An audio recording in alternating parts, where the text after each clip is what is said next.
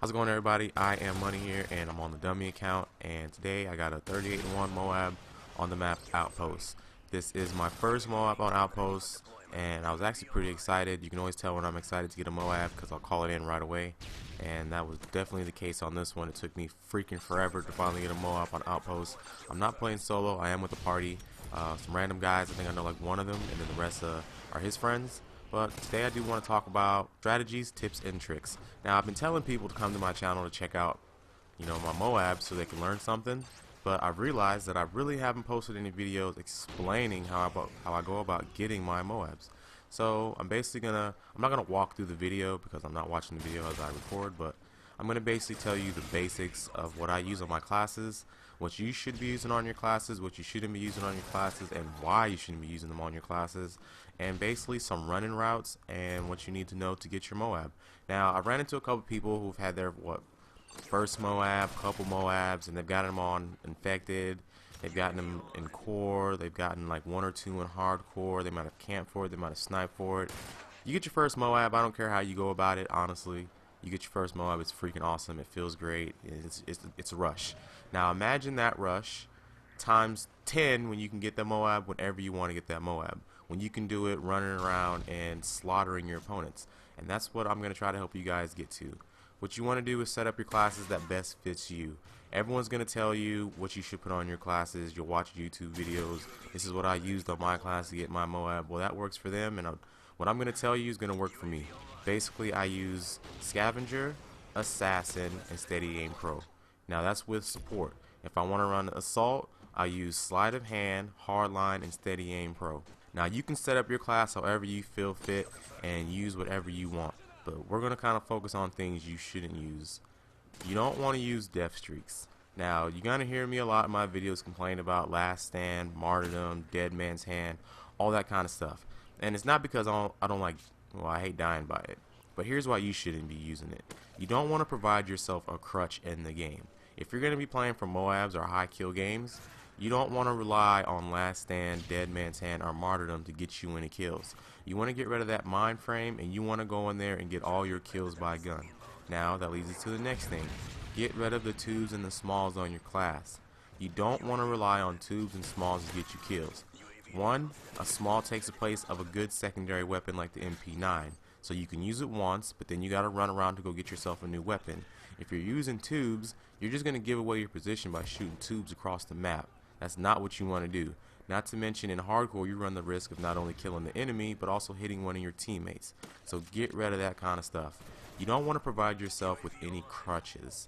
Nothing that you can fall back on and say, well, if I need to get this kill, I can get it with this tube. You want to be able to get your MOAB with skill. Because once you start getting it with this skill, you can start getting a bunch of MOABs with skill. Now, once you start getting the groove of getting your MOABs, what you want to do if you're playing solo is get in a party. Get in a party with a couple people who aren't as good as you. On YouTube, they call them support runners. Now, in my clan, we have support runners. We're all support runners for each other. We all run UAV and Vest. Now, that's the next thing, your kill streaks. If you're gonna run kill streaks and run support, stop running dumb stuff like stealth bombers, EMPs, and the escort airdrop. That kind of stuff does nothing for you in terms of high gameplay and MOAB dropping. What you want to do is keep it simple and keep it low. UAV or counter UAV or Vest. Now, I was playing the other day, or actually last week rather, and I ran into two guys who were rather new to the game, and one of them was much more new than the other, so he was asking the guy, hey, what should I use in my class?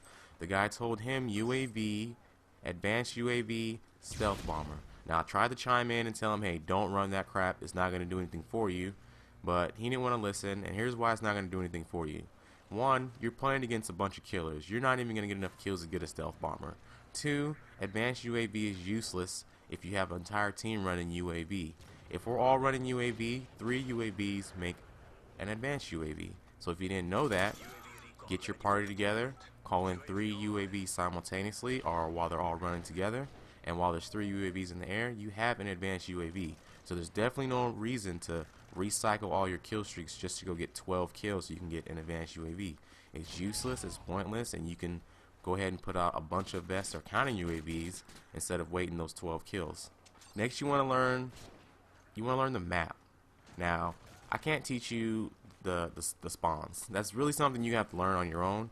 And the best way someone put it to me, Eli, when he first started teaching us about the spawns, if you die and you respawn, that's a spawn point. Now I'm gonna add my own little twist to it. If you look at the map and split it into fours, each section, we'll say section 1, 2, 3, and 4, is gonna have at least 2 to 3 spawn points.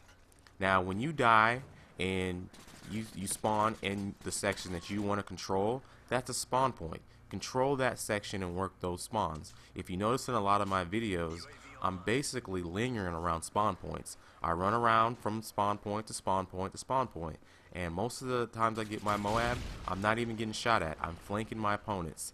They don't see me coming, and I don't want them to see me coming. What you want to do is stay out of sight and get into the least amount of firefights as possible. Because the more times you get into firefights, that's more of a chance you're going to die, and that's more of a chance that they're going to call your position and send the entire team to get you. And that does happen quite a bit. But I'll go ahead and make another one of these videos for future reference because I am out of time. I hope this was some help. I'll definitely try to make another one for you guys in the future. That's all for right now. Money out. I do have one more thing I did forget. Okay, I need you guys to assist me in my networking. We're almost at 50. Next thing you know, we're going to be pushing 100. So keep spreading the word about the channel. Thanks. Money out.